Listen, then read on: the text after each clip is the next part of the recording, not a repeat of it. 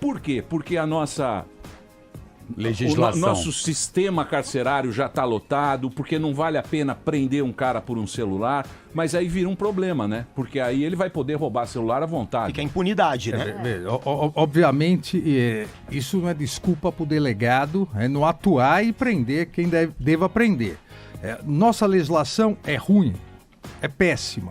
A nossa legislação é péssima, tanto na parte para investigação, para auxiliar os mecanismos investigatórios para a polícia, para se ter uma ideia, o nosso Código de Processo Penal, que prevê todas as medidas de investigação, ele é de 1940.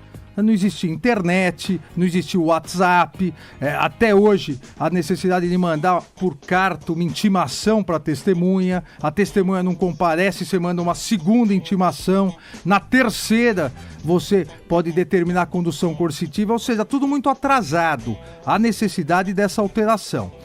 E num segundo ponto, a nossa legislação de execução penal, ela é uma legislação que foi feita para Finlândia.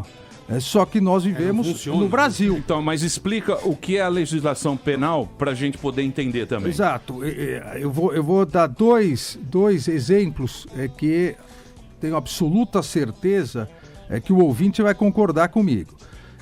Um roubo qualificado, que é exatamente o que você acabou de se referir, que a sua amiga foi assaltada, entre aspas, né, que é o termo popular, com duas pessoas armadas, uso de arma de fogo, é roubo qualificado. Roubo qualificado, a pessoa pega 5 anos, 4 meses e 1 dia. Porque no Brasil também se criou Penas quebradas. Chega a ser engraçado, velho. Aqui no Brasil se criou um costume que sempre se dá a pena mínima. A pena mínima e máxima, mas acaba se dando a pena mínima. 5 anos, 4 meses e 1 dia. Com 1/6 da pena, ou seja, 11 meses, ela já pode progredir para o regime semiaberto.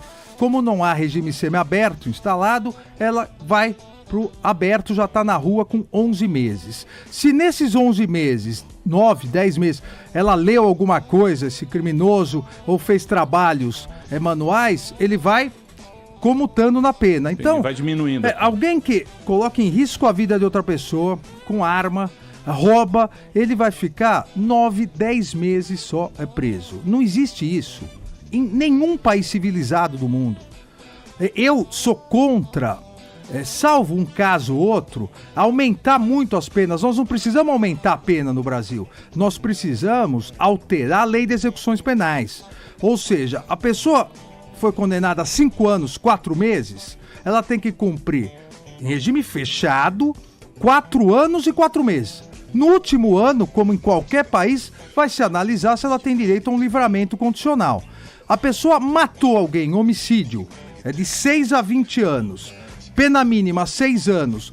Como você justifica para a família da vítima, para os amigos da vítima ou para a sociedade que alguém mata outra pessoa, é condenado a 6 anos e com 1 ano tá na rua de novo? Então que fique 5 anos e no último ano pode ter um livramento condicional. É a sensação que a gente tem da impunidade, exatamente, da lei, que a gente fala lei não é funciona. fraca. A lei é fraca. Então, mas não tem jeito. Mas tem dinheiro para isso? Tem dinheiro para isso porque... Tem dinheiro para prender todos os ladrões de celular? Tem dinheiro para prender... deixar 5 anos em cana? Tem dinheiro, 4 anos, 4 meses. No último ano, alguns vão conseguir sair. Lá em Taubaté. Taubaté é segurança máxima. Um preso custa caro. Quanto custa um preso pro Estado? Um preso, ele custa pro Estado em torno de R$3.500 por mês. É muito dinheiro. Com comida, com mesmo segurança. Com pensões? Mesmo com pensões, no a família? Geral, com geral, R$3.500. A média. Agora, veja, eu repito isso, já repetia quando fui secretário da Justiça lá atrás, quando fui do CNJ, como professor. O Brasil prende muito, mas prende mal. É uma herança que nós temos das ordenações portuguesas, do tempo do Império, que Portugal já abandonou faz tempo. É muito mais civilizado do que nós na legislação. Nós prendemos muito e prendemos mal. O que significa isso? Nós prendemos quantitativamente, não qualitativamente. Quem comete um crime sem violência ou grave ameaça, por que precisa ir para a prisão? Alguém que pratica um furto, no interior, que é muito comum, eles pulam um muro, roubam um botijão de gás. Sem violência ou grave ameaça. A necessidade de ir, nessa primeira vez, para a cadeia, por que não uma prestação de serviço à comunidade, uma prestação séria, que realmente haja fiscalização? O estelionatário, por que ele precisa ir para a cadeia? Ele precisa cumprir uma pena, porque ele praticou um golpe em alguém. Mas a cadeia não vai ressocializar esse estelionatário. Vai melhorar ele. Não vai melhorar. Piorar então, ele, né? Nós temos que deixar na cadeia, realmente, pena privativa de liberdade, quem pratica crime. Violência ou grave ameaça. Com isso, nós não precisaríamos construir mais nenhum presídio para prender quem precisa ser preso, para ficar mais tempo preso. Isso não é só discurso. O ano passado, quando eu assumi, em fevereiro já, eu acompanhei o governador Alckmin, nós levamos em mãos para o presidente da Câmara e depois para os líderes da Câmara 2 projetos de lei, pedindo algo que a Constituição prevê desde 88 e nunca foi utilizado, o artigo 22, parágrafo único, pedindo nesses 2 projetos 2 delegações, para que o Congresso delegue aos estados, e aí São Paulo teria essa delegação, para que nós possamos, aqui em São Paulo, legislar sobre investigação criminal. As peculiaridades de São Paulo são diferentes do Acre, do Rio de Janeiro, de Minas Gerais. Cada estado tem que poder legislar sobre a investigação. E a outra ponta, a ponta da execução penal, que o estado possa legislar sobre regime de cumprimento de pena, sobre a progressão, sobre regime disciplinar, sobre trabalho de preso. Se criou no Brasil a ideia de que o preso trabalhar, ser obrigado a trabalhar, forçar o preso a trabalhar, equivale à pena de trabalhos forçados.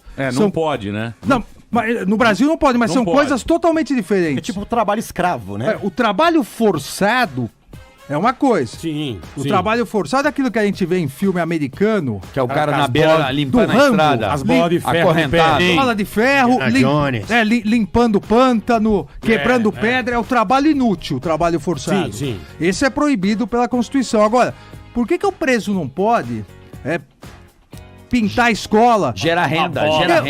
O preso não pode fazer estrada. E gerar renda para a própria família dele que tá fora, né? Mais do que isso, gerar renda, como prevê a legislação, para indenizar a família daquele que ele matou, daquele que ele roubou. Legal. E aí, para auxiliar a sua família que tá fora.